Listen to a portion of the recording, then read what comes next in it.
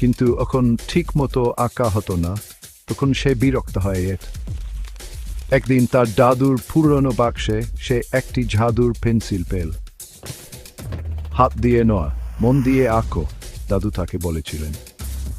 উত্তেজিত হয়ে রিয়া একটি বিরল আঁকল, আর হঠাৎই সেটা কাগজ থেকে লাফিয়ে বেরিয়ে এলো।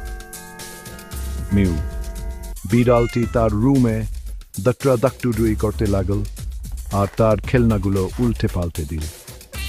দ্রুত রিয়া একটি লালের বল আঁকল, আর বিড়ালটি খেলতে লাগল। তারপর সে একটি পাখি আঁকল, আর সেটা উড়ে বেড়াতে লাগল। কিন্তু ও পাখিটি তার ছোট ভাইয়ের মাথায় গিয়ে বসল। রিয়া একটা হেসে ফেলল, আর তার ভাইয়ের জন্য একটি ছোট টুপি আঁকল।